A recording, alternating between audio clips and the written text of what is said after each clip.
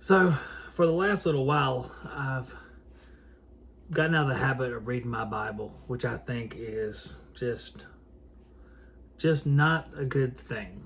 Basically, let's put it real plainly, just not a good thing.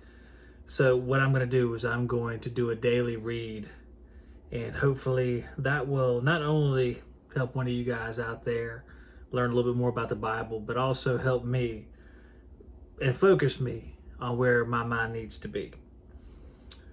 So we're going to start right in the New Testament. We're going to start in Matthew 1, chapter 1.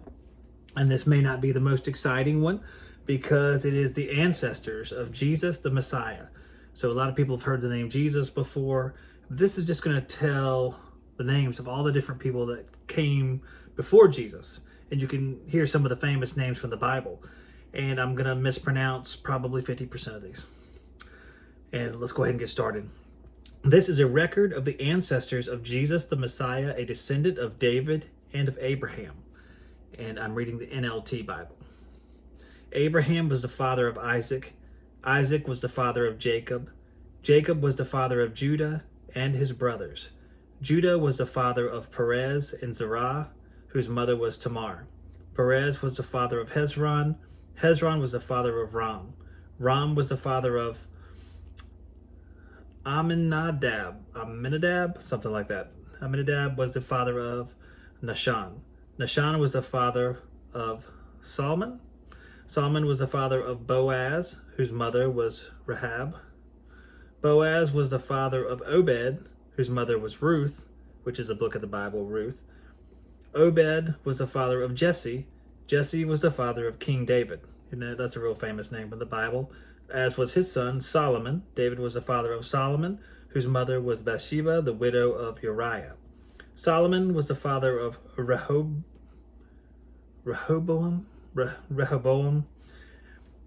It's one of those things where some of these names are just difficult. They're difficult, but you see names like David, such an important name, Solomon, such an important name, and you'll remember bits and pieces about him. Like Solomon was wise. David had to hide from Saul. And David's referenced so many times, all the way back to Abraham, which is right at the beginning in Genesis of the Bible. So we've made it about halfway through the list of names here.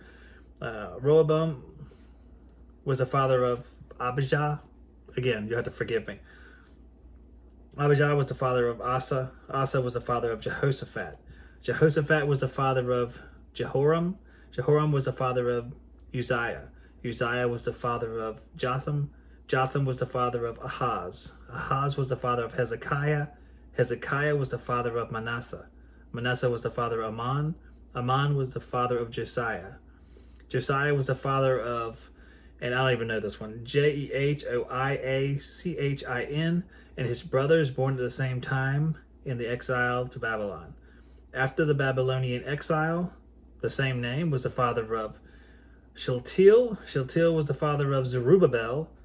Zerubbabel was the father of Abiud. Abiud was the father of Eliakim. Eliakim was the father of Azor. Azor was the father of Zadok. Zadok was the father of Achim. Achim was the father of Eliad. Eliad was the father of Eleazar.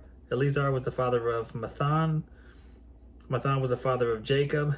Jacob was the father of Joseph, the husband of Mary, and Mary gave birth to Jesus, who was called the Messiah.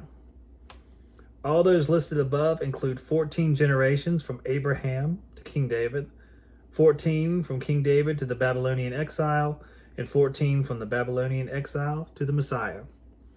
So that was all the names, and the importance of it is not, I don't even know if it's to be able to pronounce the names, but it's to see that there's a record that traces this line all the way back to Abraham.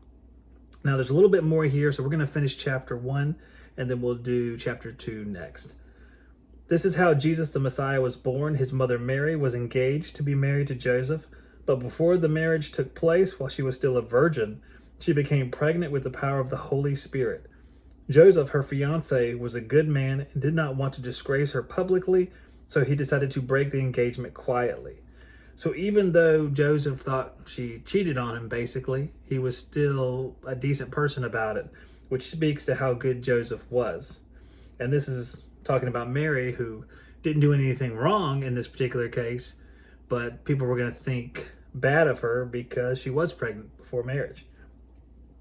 As he considered this, an angel of the Lord appeared to him in a dream. Joseph, son of David, the angel said. That ties him right back in with King David again. Do not be afraid to take Mary as your wife, for the child within her was conceived by the Holy Spirit. And she will have a son, and you are to name him Jesus, for he will save people from their sins. All of this occurred to fulfill the Lord's message through his prophet. Look, the virgin will conceive a child. She will give birth to a son, and they will call him Emmanuel, which means God is with us. When Joseph woke up, he did as the angel of the Lord commanded and took Mary as his wife. But he did not have sexual relations with her until her son was born, and Joseph named him Jesus. So why does it mention that? Did not have sexual relations with her? Because Joseph believed, maybe? Then he knew he didn't want anything like that, because he's a Jewish guy, and the fluids involved with sex, as are any other bodily fluids, are considered unclean. So I'm guessing he didn't want anything unclean near the Messiah. That's the end of chapter 1. This is Matthew. Chapter 2 starts visitors from the east. We'll get to that next time. And I just want to thank you guys for joining me, and I hope you join me again next time for Matthew chapter 2.